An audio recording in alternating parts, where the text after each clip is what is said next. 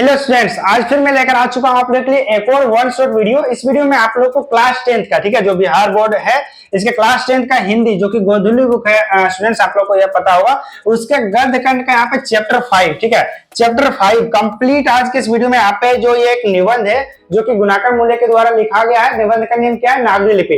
तो आज के इस वीडियो में ये कंप्लीट आप लोगों को वन शॉट वीडियो होने वाली है।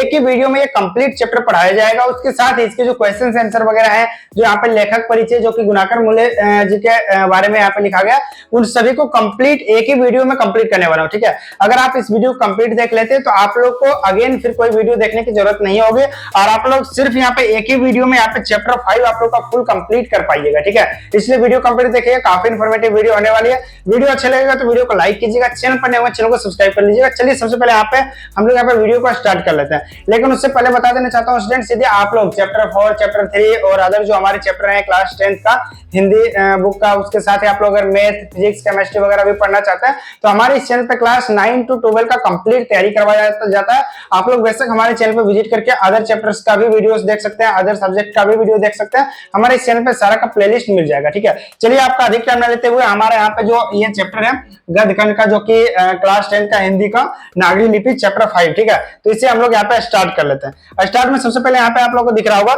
यहाँ पे ये कुछ चैप्टर्स है जिसमें कि चैप्टर 1 हम लोग ऑलरेडी कंप्लीट कर चुके हैं, 2 भी कंप्लीट कर चुके हैं जो 20 के साथ एक कहानी था। फिर चैप्टर 3 जो कि मैक्स मुलर जी के द्वारा यहाँ पे लिखा गया है, भारत से हम क्या सीखे, ये भी कंप्लीट कर चुके हैं। उसके बाद नाखून क्यों बढ़ते हैं, ये भी हम लोग कंप्लीट कर चुके हैं। और चैप्टर 5 आज के इस वीडियो में ये भी चैप्टर हमारा यहाँ पे कंप्लीट हो जाएगा, ठीक है। नागरी लिपि यहाँ पे चैप्टर का नेम है और ये क्या है, एक निबंध है, ठीक है। ये जो नागरी लिपि है ये एक निबंध है जिसे गुणाकर मूल्य जी के द्वारा यहाँ पे लिखा गया।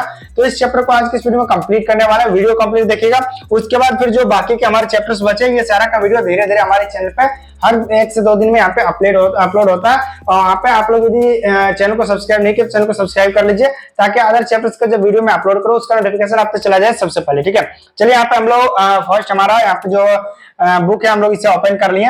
देखते हैं यहाँ पे सबसे पहले क्या है, यहाँ पे लेखक परिचय, मतलब क्या है, जो राइटर है गुणाकर मूल्य, इनके बारे में हम लोग यहाँ पे देख लेते हैं। उसके बाद फिर हम लोग यहाँ पे जो हमारा कहानी है नागरी लिपि, इसे हम लोग स्टार्ट करेंगे, ठीक है। यहाँ पे देखते हैं आप लोग दिख रहा होगा नागरी लिपि जो हमारा बुक है, उसके बाद हम लोग इसे स्टार्ट करेंगे और कंप्लीट यहाँ पे एक ही वीडियो में ये कंप्लीट जो निबंध है इसे फुल पढ़ेंगे, ठीक है। यहाँ पे आप लोग को ऑब्जेक्टिव क्वेश्चन जो एमसीक्यू क्वेश्चन बन सकते हैं उन सभी को मैं हाईलाइट करते जाऊंगा। आप लोग उसे यदि नोट करना चाहें नोट कर सकते हैं, अदरवाइज ये पीडीएफ में कंप्लीट प्रोवाइड कर दूंगा। वीडियो का डिस्क्रिप्शन में उसका लिंक मिल जाएगा, वहां से जाकर आप लोग सिंपली कंप्लीट पीडीएफ को डाउनलोड करके पढ़ना स्टार्ट कर सकते हैं, ठीक है।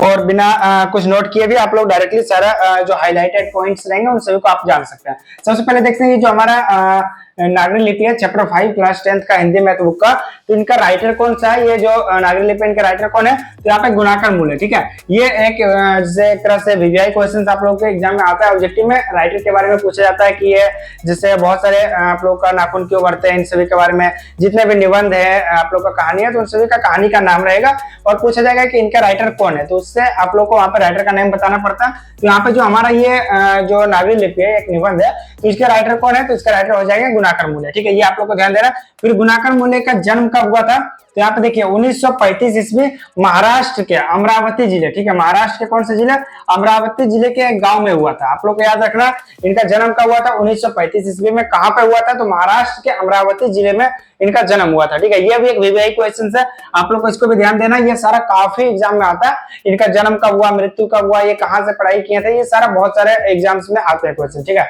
तो आप लोग को इससे ध्यान में रखना, एक तो राइटर का नेम याद रखना, फिर इनका जन्म कब हुआ था, इनका मृत्यु कब हुआ था, ये सारा इंपॉर्टेंट है, ठीक है। और कभी कभी इनके माता पिता का नाम भी आप लोगों से एग्जाम में आता है, तो ये सभी आप लोग को ध्यान देना। यहाँ पे थोड़ा सबसे पहले हम लोग इसे कट कर लेते हैं यहाँ पे, उसके बाद चलिए हम लोग देखते हैं, ठीक है। तो उनकी प्रारंभिक शिक्षा दीक्षा ग्रामीण परिवेश में हुई थी यहाँ पे, उसके बाद देख लेते हैं। फिर शिक्षा की भाषा मराठी थी, उन्होंने मिडिल स्तर तक मराठी पढ़ाई थी, ठीक है, मतलब मिडिल स्तर तक उन्होंने यहाँ पे मराठी में पढ़ाई की थी। उसके बाद फिर वे वर्धा चले गए और वहां उन्होंने 2 वर्षों तक नौकरी की। कहाँ चले गए थे, यहाँ पे देखते हैं, वो वर्धा नामक एक जगह है जहाँ पे चले गए थे और उन्होंने 2 वर्षों तक वहां पे नौकरी की थी, ठीक है। साथ ही यहाँ पे देखिए, साथ ही अंग्रेजी व हिंदी का अध्ययन किया, मतलब नौकरी भी किए थे 2 साल और वहां पे अंग्रेजी और हिंदी का अध्ययन भी किए थे, मतलब पढ़ाई भी किए थे, ठीक है। फिर इलाहाबाद आकर उन्होंने गणित विषय में मैट्रिक से लेकर एमए तक की पढ़ाई की। कहाँ पे किया था? इलाहाबाद में। इलाहाबाद आकर उन्होंने यहाँ पे जो कौन सा विषय था? गणित, ठीक है, गणित विषय से मैट्रिक किया था, मतलब क्लास 10 का पढ़ाई किया। उसके बाद एमए जो है वो भी यहाँ पे गणित से ही किया था, ठीक है, पढ़ाई किया था। सन 2009 से मैट्रिक तक से लेकर एमए की पढ़ाई की थी, ठीक है। उसके बाद सन 2009 में मूले जी का निधन हो गया। निधन कब हुआ आप लोग को ध्यान देना, 2009 में। इसका जन्म सबसे पहले देख लेते हैं हम लोग। जन्म यहाँ पे कब हुआ?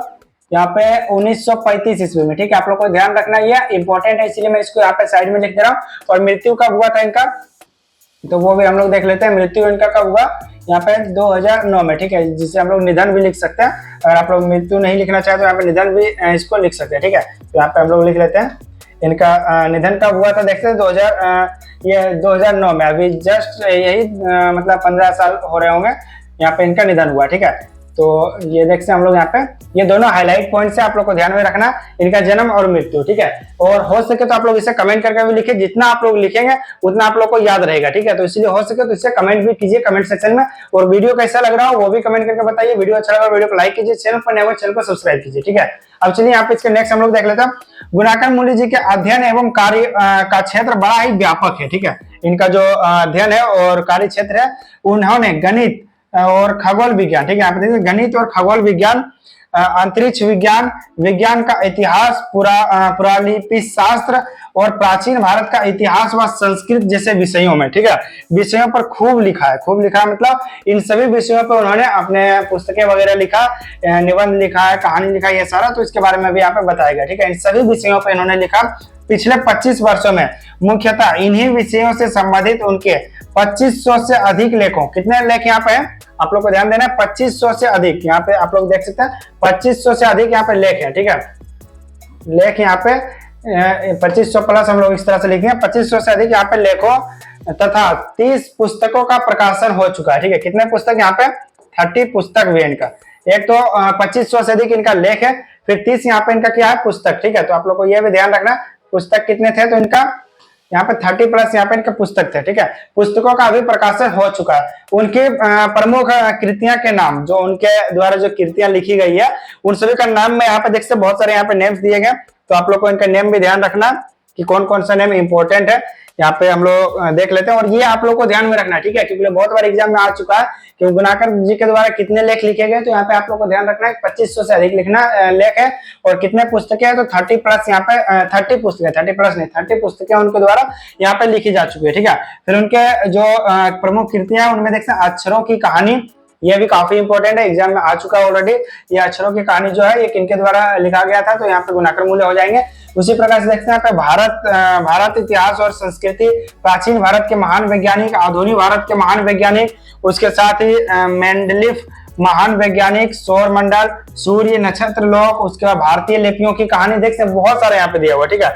अक्षर कथा, इस पुस्तक में उन्होंने संसार के प्राय सभी प्रमुख पुरालिपियों की विस्तृत जानकारी दी है, ठीक है। मतलब पुरालिपियों में क्या हुआ, उनके जो लिपि है उन सभी का जो लिखने का है, ये हम लोग जो पढ़ रहे हैं ये देवनागरी लिपि होता है, तो इसी तरह से उनके जो लिपियां होती है उनकी विस्तृत जानकारी दी है, ठीक है। उसके बाद हम लोग देख रहे थे यहाँ पे प्रस्तुत निबंध जो है वो गुणाकर मूल्य की पुस्तक भारतीय लिपियों की कहानी से लिया गया। ये आप लोग के लिए एक इंपॉर्टेंट है, मैं इसे दूसरे कलर से यहाँ पे हाईलाइट कर देता हूँ। ये आप लोग से पूछा जा सकता है जो नागरी लिपि है वो कहाँ से लिया गया, तो यहाँ पे देखिए भारतीय लिपियों की कहानी से लिया गया। जो निबंध है वो कहाँ से लिया गया, तो भारतीय लिपियों की कहानी से लिया गया, ठीक है। ये एक हाईलाइटेड पॉइंट है, आप लोग को ध्यान देना है। और ऊपर स्टूडेंट्स यहाँ पे देखते हैं ये लाइन हम भूल गए थे, तो यहाँ पे अंतरिक्ष यात्रा, ब्रह्मांड परिचय, भारतीय विज्ञान की कहानियां आदि गुणाकर मूल्य की एक जो पुस्तक है वो यहाँ पे है। तो ये आप लोग को वैसे जितने भी निबंध वगैरह यहाँ पे दिए गए ये जो रचनाएं हैं, तो आप लोग इनका नेम एक बार अगर याद करना चाहे कर सकते हैं, अदरवाइज ये काफी सारे नेम्स है। तो इनमें जो कुछ हाईलाइटेड नेम्स होते हैं जो कि इंपॉर्टेंट होता है, जैसे अक्षरों की कहानी ये एक इंपॉर्टेंट है, ये आप लोग याद रख सकते हैं। फिर मेंडलीफ ये भी काफी इंपॉर्टेंट है, कई बार एग्जाम में आ चुका है, तो ये सारा आप लोग का ध्यान देना। बाकी इनमें से कुछ और भी है तो वो थोड़ा बहुत आप लोग याद रख लीजिएगा, जिससे कि आप लोग अगर एग्जाम में ये पूछा जाता है तो आप लोग काफी अच्छे से वहां पे इसका आंसर दे सके, ठीक है। उसके बाद चलिए हम लोग इसको थोड़ा और ऊपर कर लेते हैं और लास्ट ही हमारा यहाँ पे देखते हैं, इसको हम लोग यहाँ पे पढ़ लेते हैं, ठीक है। तो यहाँ पे ये कौन सा कहानी से लिया गया था, तो भारतीय लिपियों की कहानी से लिया गया है। उसके बाद इसमें हिंदी की अपनी लिपि नागरी या देवनागरी के ऐतिहासिक विकास की रूपरेखा स्पष्ट की गई है, ठीक है। तो यहाँ पे देख सकते हैं हिंदी जो हम लोग लिखते हैं तो वो कौन सा है, या तो देवनागरी इसे कह सकते हैं या फिर नागरी, ये दोनों नेम से यहाँ पे जाना जाता है।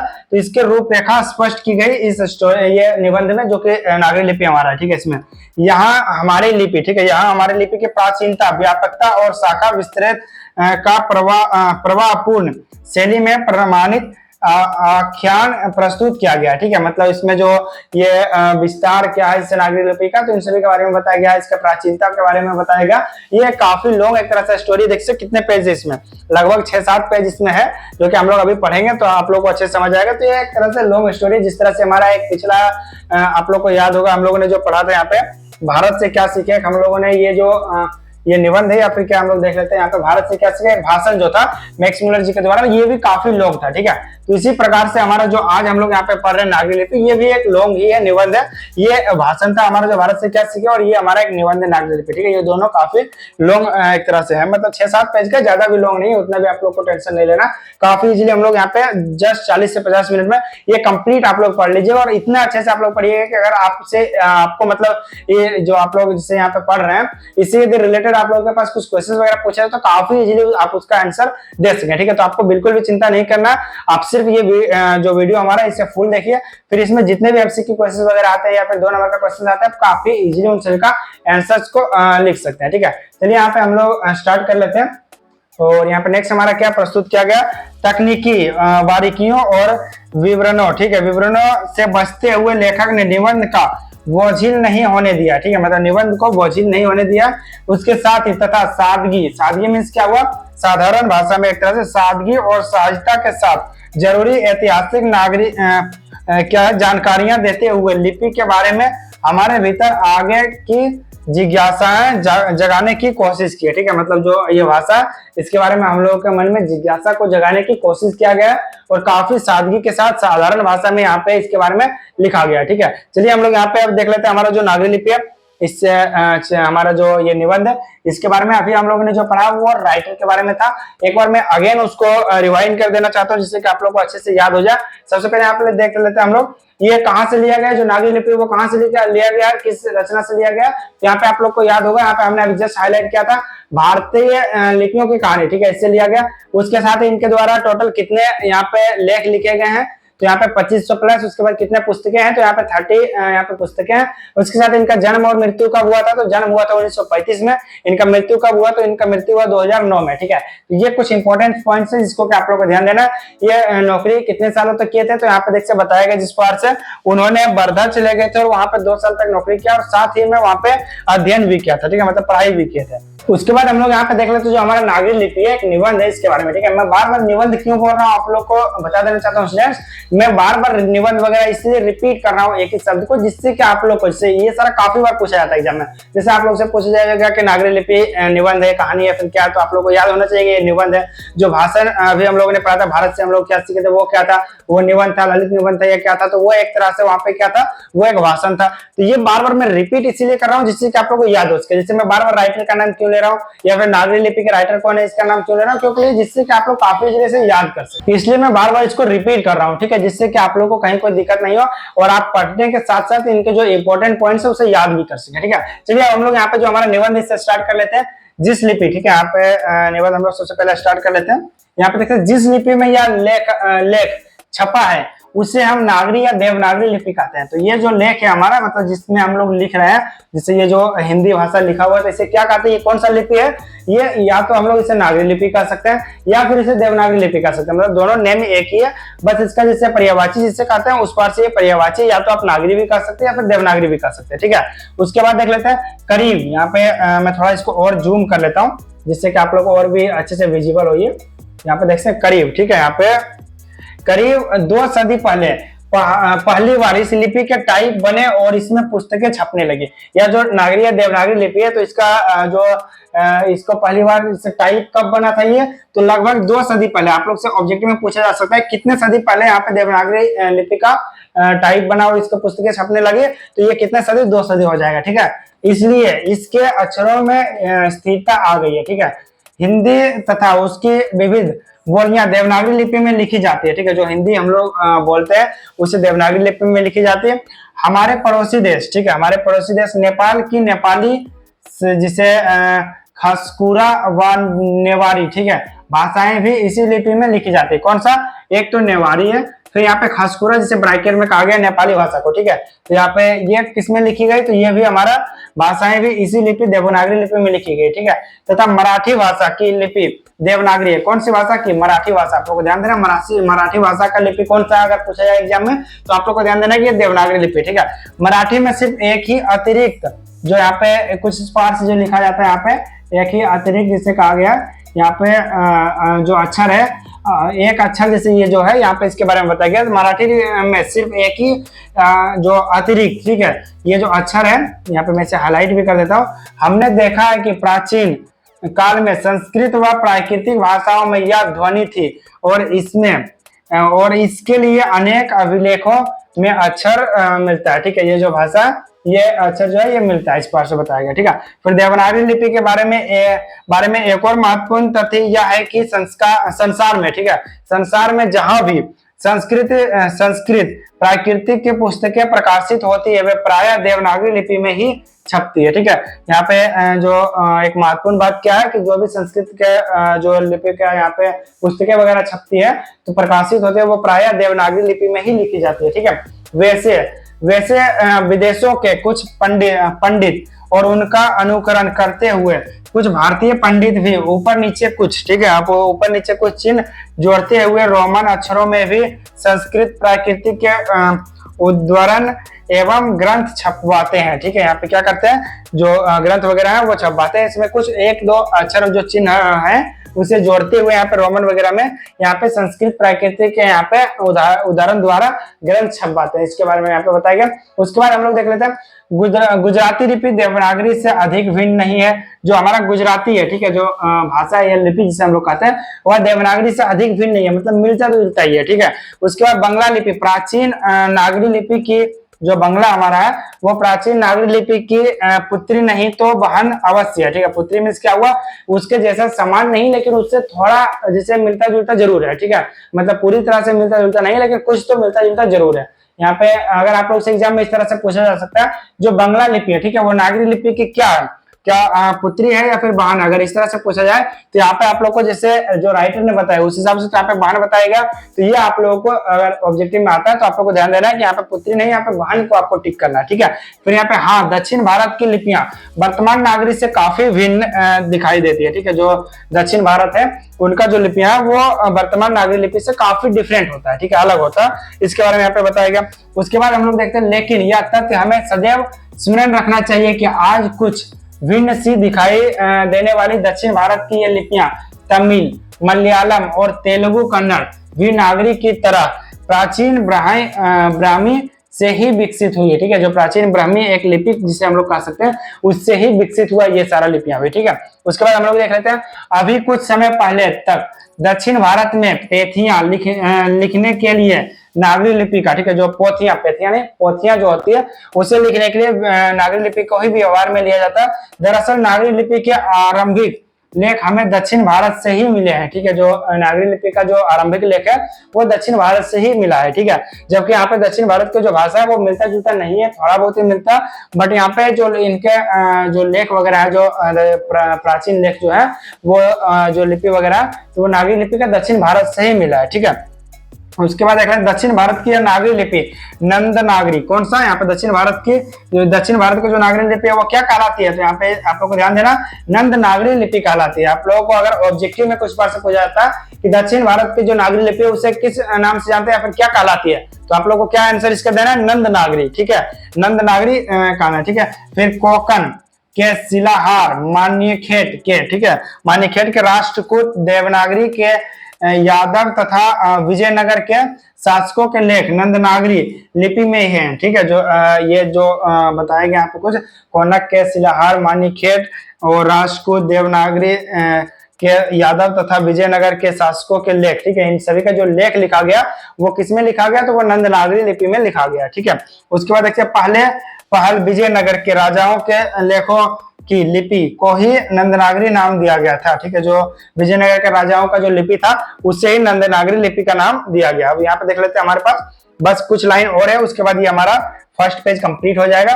नाम दिया गया था, ठीक है। उसके बाद हम लोग देख लेते हैं, दक्षिण भारत में तमिल, मलयालम और तेलुगु कन्नड़ लिपियों का स्वतंत्र विकास हो रहा था, ठीक है। जो ये लिपियां था उसमें का स्वतंत्र विकास हो रहा था, फिर भी दक्षिण भारत में अनेक शासकों ने नागरी लिपि का इस्तेमाल किया है। जो दक्षिण भारत के अनेक शासक में क्या हुआ, जो वहाँ के राजा वगैरह थे, वो कौन सा लिपि का इस्तेमाल किए थे, तो वो कौन सा है, नागरी लिपि का ही इस्तेमाल किए थे। जबकि उस टाइम पे वहाँ पे कन्नड़ वगैरह का, तेलुगु वगैरह का विकास हो रहा था स्वतंत्र रूप से, फिर भी यहाँ पे नागरी लिपि का ही उपयोग किया गया था, इस्तेमाल किया गया था, ठीक है। उसके बाद राजराज व राजेंद्र जैसे प्रतापी चौड़ राजाओं, ये प्रताप चौड़ यहाँ पे जो ये राजा का नाम है, और राजेंद्र ये भी नाम राजा का ही है, वहां के जो शासक है उनके नाम है। उसके बाद 11वीं सदी, ठीक है, 11वीं सदी के सिक्कों पर नागरी अक्षर देखने को मिलते हैं, ठीक है। जो 11वीं सदी के जो सिक्के थे उन पे कौन सा अक्षर देखने को मिलता है, तो यहाँ पे आपको ध्यान देना, नागरी लिपि देखने को मिलता है, ठीक है। ये आप लोग के लिए एक वीवीआई एमसीक्यू क्वेश्चन पूछा जा सकता है कि 11वीं सदी के जो सिक्के हैं उन पे कौन सा अक्षर देखने को मिलता है, तो वहां पे आप लोग को ध्यान देना है कि यहाँ पे नागरी लिपि के अक्षर देखने को मिलते हैं, ठीक है। 12वीं सदी, यहाँ पे क्या, फिर 12वीं सदी के केरल के शासकों के सिक्कों पर यहाँ पे वीर केरलस्य जैसे शब्द नागरी लिपि में, ठीक है, नागरी लिपि में। उसके बाद नेक्स्ट हमारे साथ नेक्स्ट पेज में नागरी लिपि में अंकित है। ये कौन सा अंकित है, आप लोग को ध्यान देना है यहाँ पे 12वीं सदी में। अगर आप लोग से एग्जाम में पूछा जाता है 12वीं सदी के केरल के पास शासकों के सिक्कों में कौन सा यहाँ पे है, आप लोग नेम इसका ध्यान दीजिए, यहाँ पे वीर केलस्य, ठीक है। जो ये भाषा लिखा गया, शब्द जो लिखा गया, जैसे शब्द नागरी लिपि में ही लिखा गया, ठीक है। इसके बारे में यहाँ पे बताया गया। उसके बाद हम लोग देख लेते हैं, इसको थोड़ा जूम कर लेंगे, ये हमारा जो नेक्स्ट पेज है इसको थोड़ा और हम लोग जूम कर लेंगे।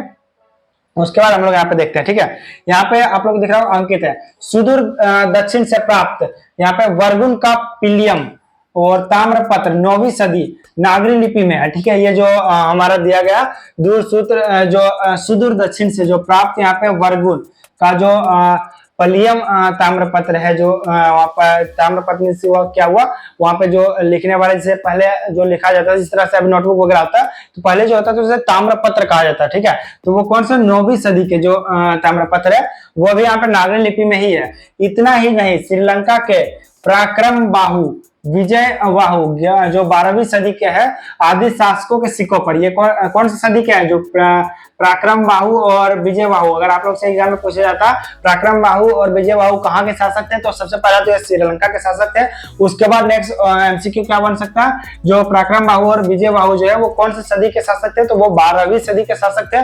उनके सिक्कों पर यहाँ पे कौन सा आप लोग को जिसे लिपि देखने को मिलता है, तो वो नागरी लिपि देखने को मिलता है। ये भी एमसीक्यू क्वेश्चन में कई तरीके से यहाँ पे आपसे पूछा जा सकता है, तो ये एमसीक्यू आप लोग को ध्यान में देना, मतलब ध्यान में रखना है। उसके बाद देखते हैं दूसरी ओर उत्तर भारत में अल्पकाल के लिए, ठीक है, इस्लामी शासक ने नींव डालने वाले महमूद गजनवी, ठीक है, जो मोहम्मद गजनवी है, जिससे महमूद यहाँ पे लिखा गया, जो कि एक शासक थे, तो उनका यहाँ पे इस्लामी जो शासक थे उनका जो कौन सा सदी में थे, तो 12वीं सदी पूर्वार्ध, ठीक है, कि लाहौर के टकसाल में ढाले गए चांदी के सिक्के, जो ये मोहम्मद गजनवी के टाइम पे जो सिक्के ढाले गए थे 12वीं सदी में, उनके सिक्कों पर भी हम यहाँ पे क्या कौन सा लिपि देखने को मिलता है, नागरी लिपि के शब्द देखने को मिलते हैं, ठीक है। आप लोग को ध्यान देना, अगर एग्जाम से आप लोगों से पूछा जा सकता है कि मोहम्मद गजनवी के टाइम पे जो सिक्के छपे गए थे लगभग 11वीं सदी में, जो चांदी के सिक्के उस पर कौन सा लिपि देखने को मिलता है, तो यहाँ पे नागरी लिपि देखने को मिलता है, ठीक है। इन सिक्कों पर एक तरफ कूफी लिपि, एक तरफ कौन सा लिपि, कूफी लिपि कलमा अंकित है, तो दूसरी तरफ, ठीक है, दूसरी तरफ नागरी लिपि में अंकित है, ठीक है। क्या अंकित है यहाँ पे देख सकते, अव्यक्त में कम मोहम्मद अवतार निपति मोहम्मद, ठीक है। ये जो लिखा गया है ये कौन सा लिपि में है, ये नागरी लिपि में। उसके साथ ही एक लिपि में यहाँ पे कॉफी लिपि भी है एक साइड। अगर आप लोग से पूछा जाता कि इन सिक्कों पर जैसे सिक्का का दो साइड होता है ना, एक साइड यहाँ पे जैसे हम लोग का भी सिक्का जो है अभी इंडिया का सिक्का, उस पर भी दो साइड, एक तरह साइड भारत का जो अशोक स्तंभ है उनका चित्र रहता है और दूसरे साइड कितने रुपीज का वो सब लिखा रहता है। तो उसी प्रकार से उस टाइम का जो चांदी का सिक्का रहता था तो उस पर एक साइड में कौन सा लिपि यूज किया जाता था, कुल्फी लिपि। उसके साथ दूसरे साइड जो लिपि यूज होता था वो साइड वहां पर नागरी लिपि यूज होता था, ठीक है। उसी के बारे में यहाँ पे। ये सिक्के देखते हैं 10,080 ईस्वी में, 28 ईस्वी में, ठीक है। कौन से ईस्वी में? यहाँ पे ये सिक्के 10,128, 10,128 मतलब 1028 ईस्वी में शुरू किए गए थे। कब शुरू हुआ था आप लोग से अगर पूछा जा सकता है चांदी के सिक्के जो है वो कब स्टार्ट हुआ था इस टाइप का, तो वो यहाँ पे 1080 ईस्वी में शुरू किए गए थे, ठीक है। फिर स्मरण रहे कि लगभग इसी समय के दक्षिण के चोर राजाओं, ठीक है, चोर राजाओं के सिक्के पर भी नागरी लिपि में लिखे गए शब्द देखने को मिलते हैं, ठीक है।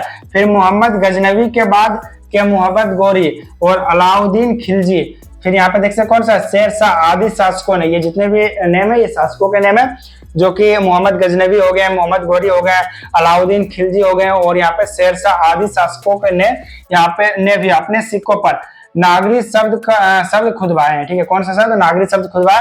बादशाह अकबर ने ऐसे सिक्का चलाया था जिस पर राम सीता की आकृति है। कौन से शासक ने चलाया था? तो बादशाह अकबर ने। अगर आप लोग से पूछा जाता राम सीता का जो आकृति था वो सिक्के किस राजा ने चलाया था, तो वो यहाँ पे किसने चलाए थे यहाँ पे, तो यहाँ पे ये कौन सा हो जाएंगे, यहाँ पे बादशाह अकबर, ठीक है। यहाँ पे अकबर, ये आप लोग को ध्यान देना, अगर एग्जाम में आप लोग से अगर पूछा जाए तो ये आप लोग को ध्यान देना, ठीक है। अकबर ने इस तरह की आकृति वाले नागरी लिपि में रामसिंह शब्द अंकित है, ठीक है। रामसिंह शब्द जो यहाँ पे लिखा है वो कौन से लिपि में? नागरी लिपि में। उत्तर भारत में मेवाड़ के मुहिल, संभार अजमेर के चौहान, कनौज के यहाँ पे कौन सा? गढ़वाल, ठीक है, गढ़वाल, कठियावाड़, गुजरात के सोलंकी आबू के परमार, जोजा कभुक्ति, ठीक है, यहाँ पे जोजाक भुक्ति जो कि बुंदेलखंड, यहाँ पे बुंदेलखंड के चंदेल तथा त्रिपुरा के कालचुरी शासकों के लेख नागरी लिपि में ही है। उत्तर भारत को इस नागरी लिपि को हम, ठीक है, उत्तर भारत के इस नागरी लिपि को हम देवनागरी लिपि के नाम से जानते हैं। ये जो नागरी लिपि था तो इसे हम लोग किस नाम से जानते हैं? तो देवनागरी लिपि के नाम से जानते हैं। अब देखिए ये हमारा आई थिंक ये लास्ट ही है, चलिए हम लोग इतना पढ़ लेते हैं, उसके बाद हमारा सेकंड पेज भी कंप्लीट हो जाएगा, फिर हमारे पास कुछ और पेज बचेंगे, उसके बाद ये चैप्टर हमारा कंप्लीट होने वाला है, ठीक है। और जो एमसीक्यू क्वेश्चंस वगैरह मैं बता रहा हूँ, जो हाईलाइट कर रहा हूँ, उसको आप लोग को ध्यान देना है। जो ये नागरी लिपि हमारा चैप्टर है, जो कि एक निबंध है गुणाकर मूली जी के द्वारा लिखा गया, तो इसमें जो हम लोग हाईलाइट पॉइंट कर रहे हैं, जैसे जो हम देखते हैं ये कलर से जो हम लोग पॉइंट करते जा रहे हैं आप लोग को कि ये इंपॉर्टेंट है, ये वीवीआई क्वेश्चन है, आप लोग से ऑब्जेक्टिव में पूछा जा सकता है, तो उसे आप लोग को ध्यान में रखना है, जिससे कि आप लोग को अगर ये ऑब्जेक्टिव क्वेश्चन आता है तो आप लोग काफी इजीली उसका आंसर कर सके और जो ये चैप्टर है इसे कंप्लीट अच्छे से समझ सके, ठीक है। तो इसीलिए जो मैं हाईलाइट कर रहा हूँ उसे अगर आप लोग नोट करते जाएंगे तो नोट कर लीजिए, अदरवाइज स्क्रीनशॉट लेना चाहें स्क्रीनशॉट लीजिए, या फिर ये पीडीएफ में प्रोवाइड कर दूंगा, वहां से इसे डायरेक्टली डाउनलोड करके आप लोग पढ़ सकते हैं, ठीक है। चलिए यहाँ पे नेक्स्ट हम लोग देख लेते हैं। फिर यहाँ पे आप लोग को दिख रहा होगा, उपयुक्त जानकारी से स्पष्ट हो जाता है कि ईसा की 8वीं-9वीं सदी से नागरी लिपि का प्रचलन सारे देश में था, ठीक है। मतलब जो 8वीं-9वीं सदी जो है उसी टाइम से यहाँ पे ये पूरे देश में, मतलब पूरे जो भारतवर्ष में इस लिपि का यहाँ पे प्रचलन था, ठीक है। यह एक सर्वदेशिक लिपि थी, मतलब पूरे देशों में यह लिपि का यूज हो जा रहा था, तो इसलिए इसे सर्वदेशी लिपि के बारे में नाम से जाना जाता है, ठीक है। अगर आप लोग से पूछा जाता है नागरी लिपि को किस नाम से जाना जाता है, तो इसे सर्वदेशिक लिपि के नाम से भी जाना जा सकता है, ठीक है। फिर गुप्त काल की ब्राह्मी लिपि, ये ब्राह्मी लिपि जो है ये कब का है? चंद्रगुप्त मौर्य के समय जो गुप्त काल था उसी टाइम का लिपि, तथा बाद की सिद्धम लिपि, ये दोनों लिपियों का आप लोगों को नाम देना है, याद रखना है, एक तो ब्राह्मी लिपि, दूसरा सिद्धम लिपि। के अक्षरों के सिरों पर छोटी जो यहाँ पे आड़ी लकीरें या छोटे ठोस त्रिकोण है, ठीक है। लेकिन नागरी लिपि की मुख्य पहचान यह है कि इसके अक्षरों के सिरों पर पूरी लकीरें बन जाती है और ये सिरो रेखाएं उतनी ही लंबी रहती है जितने की अक्षरों की चौड़ाई होती है। मतलब क्या हुआ, ये जो अक्षरों की चौड़ाई, जैसे हम लोग अगर यहाँ पे लिख रहे हैं राम, ठीक है, तो यहाँ पे देखते ये जो अक्षर का चौड़ाई यहाँ से कितना दूर है, यहाँ से यहाँ तक है, तो इसके ऊपर में जो ये लाइन दिया रहता है यह पूरे चौड़ाई के बराबर रहता है। इससे हम लोग पहचान करते हैं कि नागरी लिपि है, ठीक है। इस लाइन के थ्रू यहाँ पे बताया गया कि यहाँ पे जो इनके सराख है उतनी ही लंबी रहती है जितने की अक्षरों की चौड़ाई होती है। हाँ, यहाँ कुछ लेखों के अक्षरों के सिरों पर अब भी कहीं कहीं त्रिकोण दिखाई देते हैं, जैसे कुछ लेख हैं जहाँ पे त्रिकोण दिखाई देते हैं। दूसरी स्पष्ट विशेषता यह है कि इस प्राचीन नागरी के अक्षर आधुनिक नागरी मिलते जुलते हैं, ठीक है, नागरी से मिलते जुलते हैं और इन्हें आसानी से थोड़े अभ्यास के बाद पढ़ा जा सकता है, ठीक है, मतलब कुछ अभ्यास करने के बाद इसे आसानी से हम लोग पढ़ सकते हैं, इसके बारे में बताया गया, ठीक है। हम बता चुके हैं कि दक्षिण भारत से नागरी, जिसे हम लोग नंदी नागरी लिपि के बारे में नाम से हम जानते हैं, तो यहाँ पे क्या मिलने लगे हैं। और उत्तर भारत के यहाँ पे हम बता चुके हैं कि दक्षिण भारत के नागरी, जिसे हम लोग नंदी नागरी लिपि के लेख 8वीं सदी से मिलने लग जाते हैं, और उत्तर भारत से 9वीं सदी से। लेकिन हम यह नहीं कह सकते हैं कि अमुक निश्चित समय से ही नागरी लिपि की शुरुआत होती है। नागरी जैसे अक्षर कुछ पुराने लेखों में, ठीक है, दिखाई देते हैं, और पुराने शैली के कुछ अक्षर नागरी लेखों में भी दिखाई देते हैं, ठीक है। ये कुछ पार्ट से हम लोगों ने यहाँ तक पढ़ लिया। आई होप कि आप लोग को जब मैं ये पढ़ा रहा हूँ, ठीक है, आप लोग को अच्छे से समझ आ रहा होगा। अगर इसके बाद भी आप लोग को समझ नहीं आ रहा है तो आप कमेंट करके बताइए, मैं इसको और भी इजी तरीके से आप लोग को समझाने की कोशिश करूंगा, और भी थोड़ा स्लोली पढ़ाऊंगा। और यदि आप लोगों को इसके अलावा कोई डाउट है या फिर कुछ आप पूछना चाहते हैं, कमेंट करके जरूर पूछिए। वीडियो अच्छा लग रहा होगा, वीडियो को लाइक जरूर कीजिए, अपने फ्रेंड लोगों के साथ भी शेयर कीजिए, जिससे वो लोग भी इस वीडियो का लाभ उठा सके।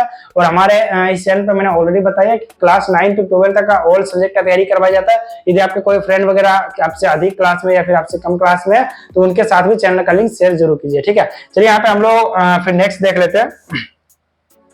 यहाँ पे नेक्स्ट हमारा क्या दिया हुआ, यहाँ पे आप लोग को दिख रहा होगा, यहाँ पे अब हमें यह देखना है कि इस नई लिपि को नागरी या देवनागरी या नंदा नागरी क्यों कहते हैं। जो ये लिपि है इसे हम लोग नागरी लिपि क्यों कहते हैं, या फिर देवनागरी क्यों कहते हैं, या फिर नंदा नागरी क्यों कहते हैं। 3 नेम आप लोगों को ध्यान देना। ये 3 नेम देखते हैं यहाँ पे, इसका विशेष पर्यायवाची सब 3 है यहाँ पे। ये एक ही लिपि का नाम है, ठीक है। इसे क्यों कहते हैं ये हम लोग देखेंगे, ठीक है। फिर नागरी नाम की उत्पत्ति तथा इसके अर्थ के बारे में विद्वानों से बड़ा मतभेद है। आप लोग से एग्जाम में कुछ बार से पूछा जाता है कि नागरी लिपि क्यों कहते हैं, नागरी लिपि को देवनागरी लिपि क्यों कहते हैं, इस प्रकार से एग्जाम में आ सकता है। तो यहाँ पे देखते हैं इसके बारे में बताया गया, नागरी नाम की उत्पत्ति तथा इसके अर्थ के बारे में विद्वानों में बड़ा मतभेद है। मतभेद मीन्स क्या हुआ, एक विद्वान कुछ और कह रहा है, दूसरे विद्वान कुछ और कह रहा है, ठीक है। तो इसमें काफी मतभेद हो रहा है। एक मत मतलब एक के कहने के अनुसार एक मत के अनुसार गुजरात के नगर ब्राह्मणों ने पहल इस लिपि का इस्तेमाल किया, इसलिए इसका, ठीक है, इसका इस्तेमाल पहले कहाँ के बारे में बताया गया। यहाँ पे आप लोग देखिए, गुजरात के नगर ब्राह्मणों ने, ठीक है, गुजरात के ब्राह्मणों ने इसका इस्तेमाल पहल किया था, इसलिए इसका नेम यहाँ पे नागरी पड़ा होगा। यहाँ पे अभी मैं नेक्स्ट पढ़ता हूँ तो आप लोग को अच्छे से पता चलेगा। यहाँ पे देखते नाम नागरी पड़ा, हाँ वही लिखा हुआ ना। ब्राह्मणों ने, जो गुजरात के ब्राह्मण है, उन्होंने पहले इसका उपयोग किया था, इसलिए इसका नेम क्या पड़ा था, नागरी का। यहाँ पे नेम क्या पड़ा था, ये लिपि का, यहाँ पे इसलिए इसका नाम नागरी पड़ा।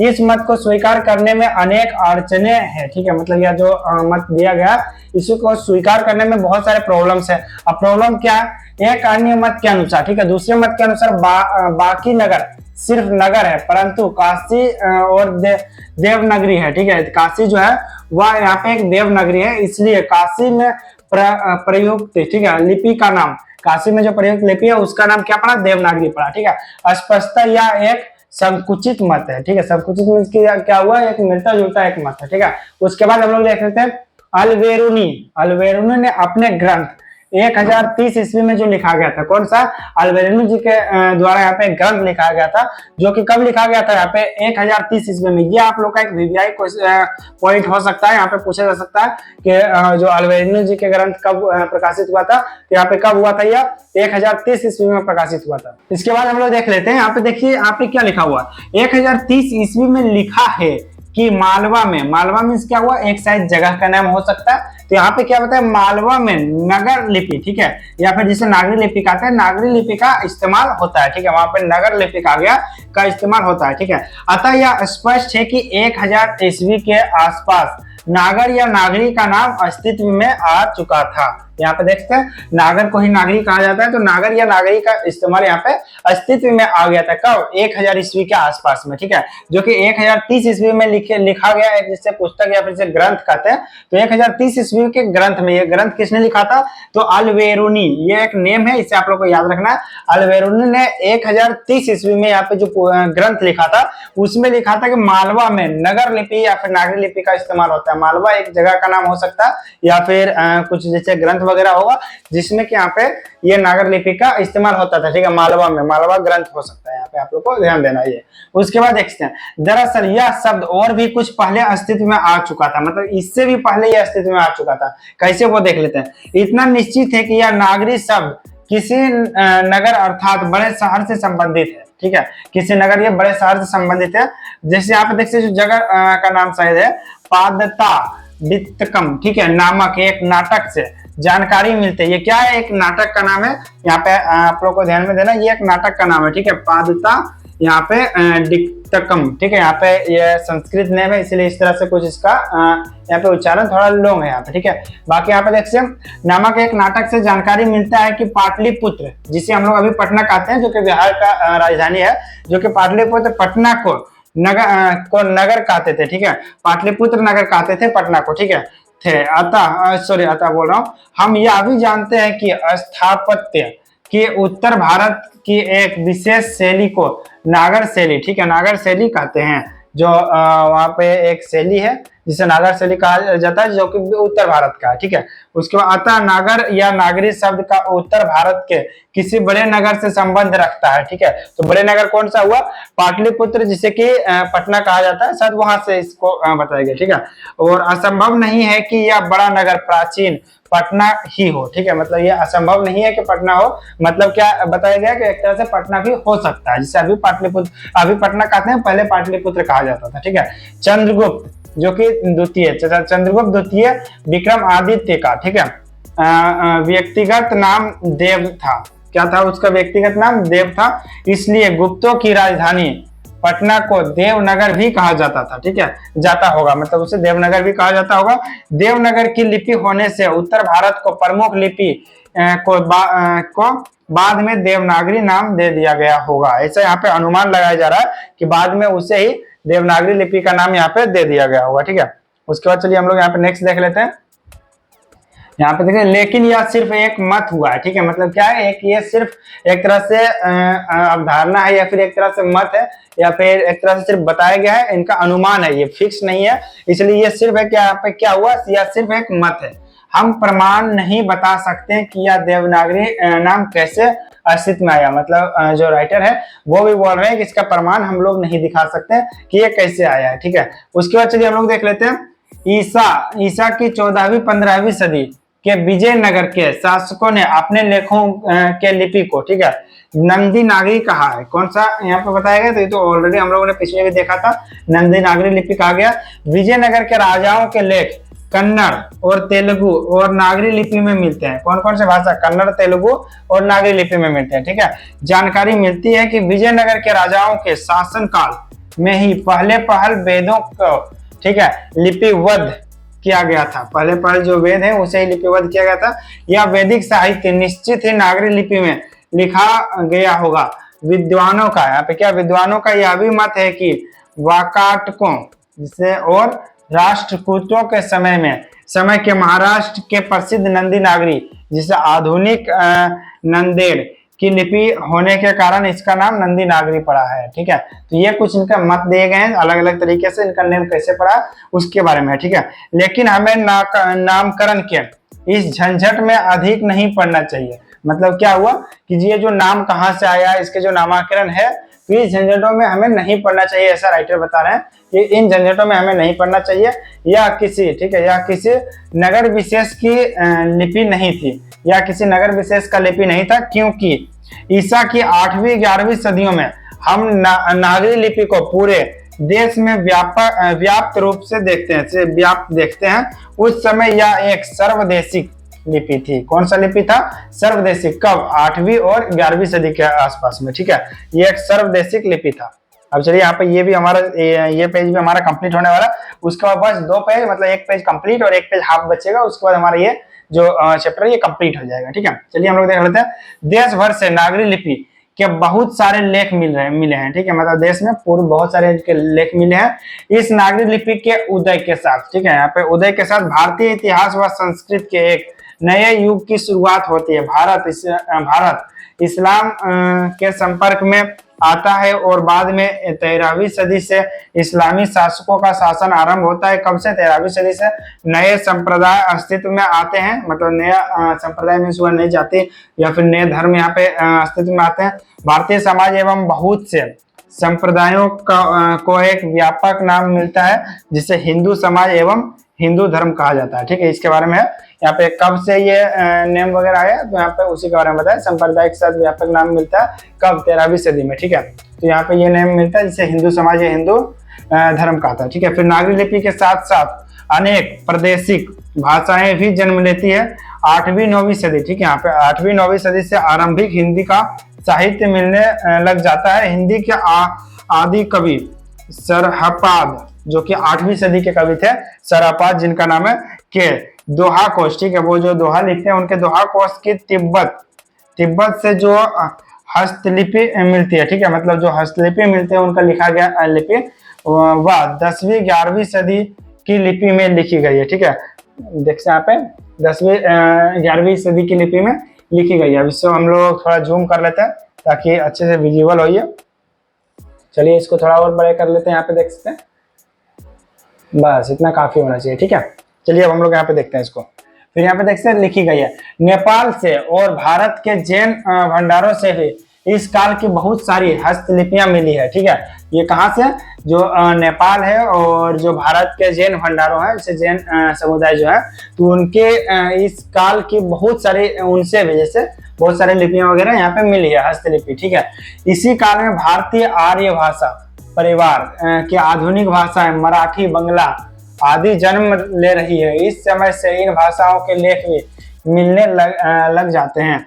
दक्षिण भारत की द्रविड़ भाषा, ठीक है, द्रविड़ भाषा परिवार की भाषाएं विशेषता तमिल भाषा अधिक प्राचीन है, लेकिन इन भाषाओं के लेख भी इसी समय से मिलने लग जाते हैं। इन भाषाओं के लिए दक्षिण भारत में विकसित ब्राह्मी लिपि का एक बहुत स्वतंत्र विकास हो रहा था, परंतु दक्षिण भारत में नागरी लिपि का भी खूब व्यवहार था। दरअसल नागरी के आरंभिक लेख में विंध्य पर्वत को, जिसे विंध्याचल पर्वत कहते हैं, तो वही विंध्य पर्वत को यहाँ पे नीचे के दक्कन प्रदेश से ही मिलते हैं। ठीक है, फिर अनेक विद्वानों का मत है कि, मतलब बहुत सारे ऐसे विद्वान हैं जो कि कहते हैं कि दक्षिण भारत में नागरी लिपि का प्राचीन लेख राष्ट्रकूट राजा, जिसका के नाम क्या था, दंती दुर्ग का समांगण दान पत्र 754 ईस्वी, देखते हैं काफी पुराना है। अभी तक हम लोग जितना भी देख रहे थे 1030 ईस्वी या फिर 1000 ईस्वी के आसपास का देख रहे थे। ठीक है, बट ये कब का यहाँ पे देखा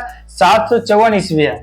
दंती दुर्ग ने ही राष्ट्रकूट शासन की नींव डाली थी। ठीक है, राष्ट्रकूट शासन का नींव किसने डाला था? तो दंती दुर्ग जो नेम है ये शासक का, ये भी हो सकता है ऑब्जेक्टिव में पूछा जा सकता है कि ये 754 ईस्वी के सम्राट कौन थे। तो उस टाइम पे आप लोग को ये नेम याद रखना, दंती दुर्ग नेम था। ठीक है, ये अगर बच्चे इतना कॉमन चीजें नहीं पूछा जाएगा, बट फिर भी चूंकि एमसीक्यू क्वेश्चंस का भी देखते हैं 100% एमसीक्यू आता है, इसमें 50% आप लोग को क्लियर वहां पे सही करना है, तो उसमें ये सारा हो सकता है पूछ ले, तो इसीलिए आप लोग को थोड़ा ध्यान में रखना है ये सारा। ठीक है, फिर यहाँ पे देखते हैं ये राष्ट्रकूट शासक मूलतः कर्नाटक के रहने वाले थे और इनकी मातृभाषा कन्नड़ थी। ठीक है, इनका जो मातृभाषा क्या था, कन्नड़ था, परंतु ये खानदेश विदर्भ में बस गए थे।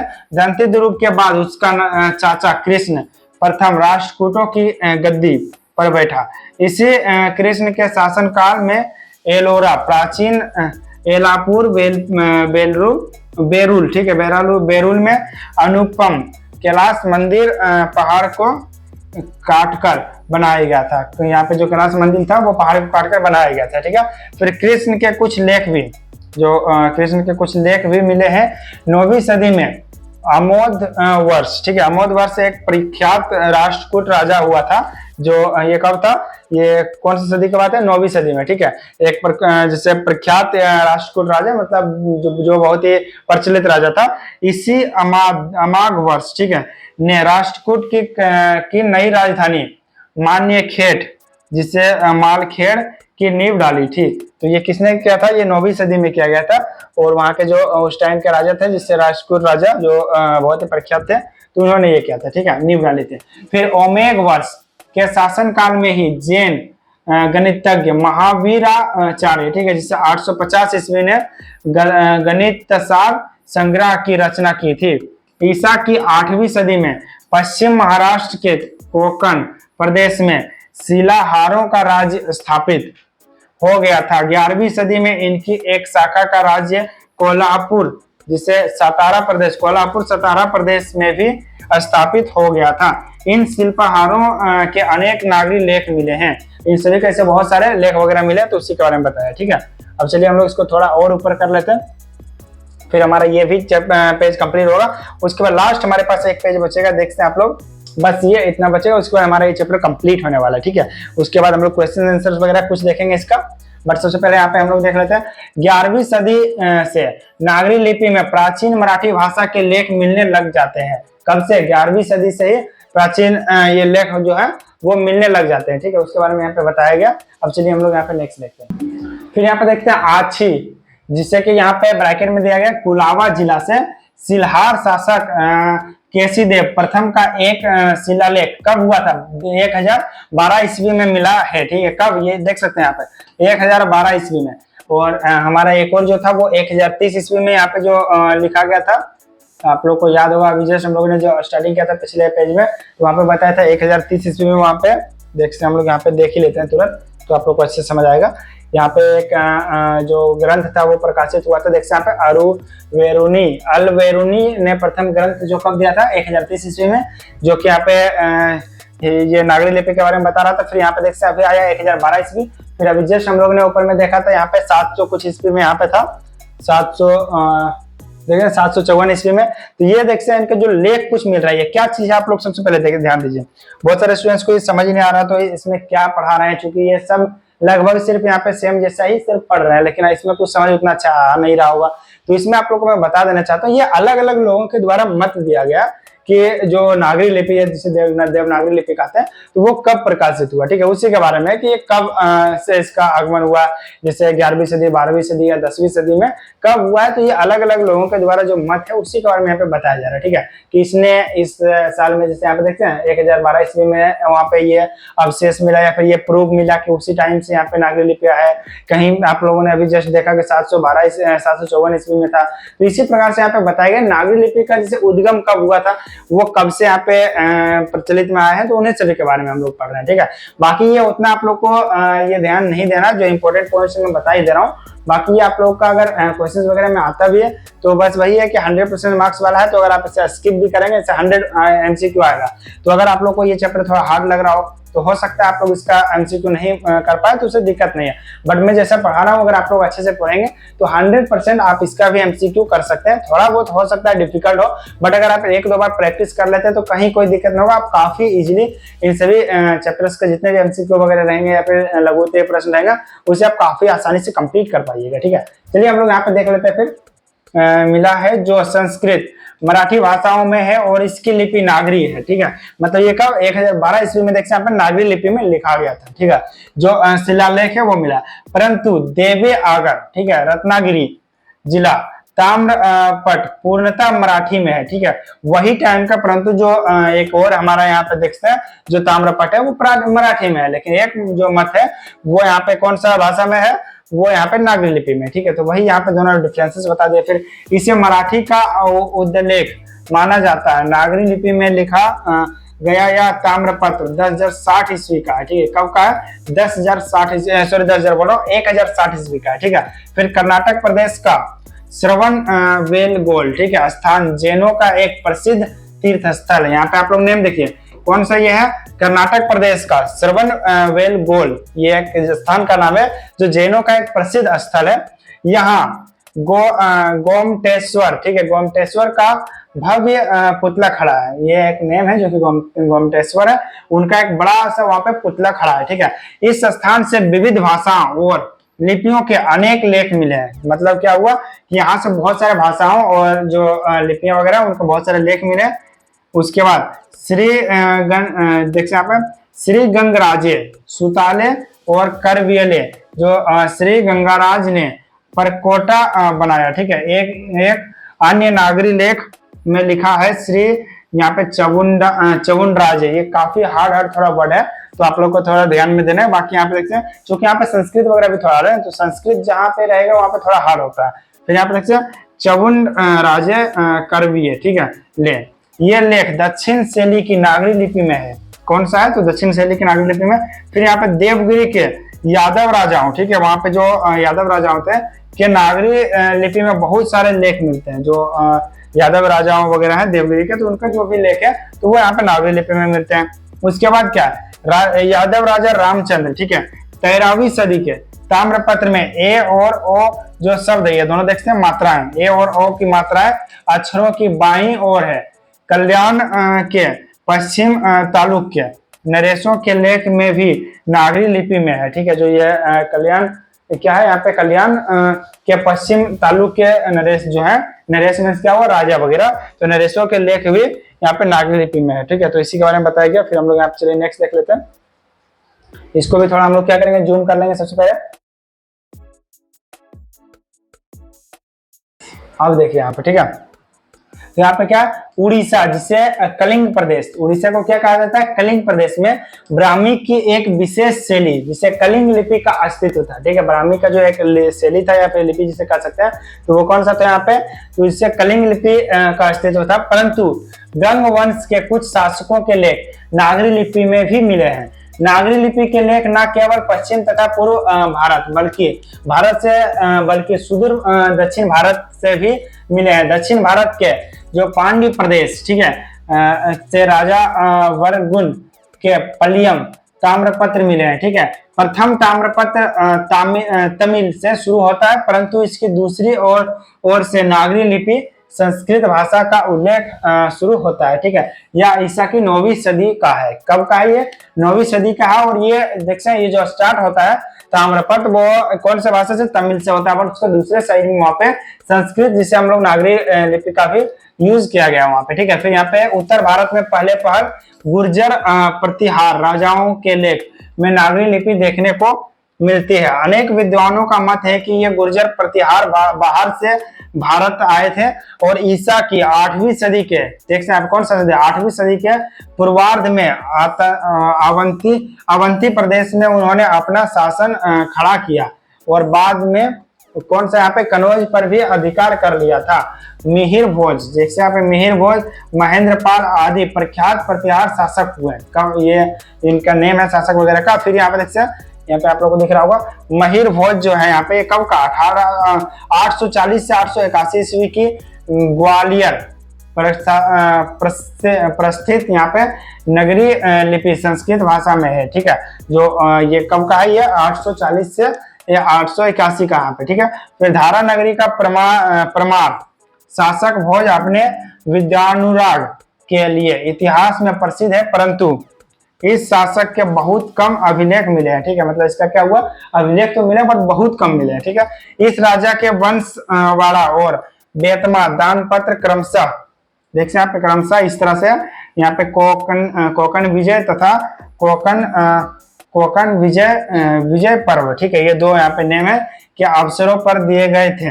बेतमा इंदौर के, ठीक है, समीप यहाँ पे दान पत्र 1020 ईस्वी का है। उसके बाद हमने उन्हीं आरंभिक नगरी, जिसे यहाँ पे देख सकते हैं नागरी, यहाँ पे नगरी नहीं है, उन्हीं आरंभिक नागरी लेखों की संक्षिप्त चर्चा की है जो देश के विभिन्न भाषाओं में मिली है, ठीक है। 12वीं सदी के बाद हम उत्तर भारत के सभी हिंदू शासकों को देवनागरी लिपि का इस्तेमाल करते हुए देखते हैं। हमने यह भी देखा है कि कुछ इस्लामी शासकों ने भी अपने सिक्कों पर नागरी लेख अंकित किया है, ठीक है। तो ये कब का बता रहे हैं, 12वीं सदी के बाद यहाँ पे जितने भी बहुत सारे शासकों ने यहाँ पे नागरी लिपि का यूज किया।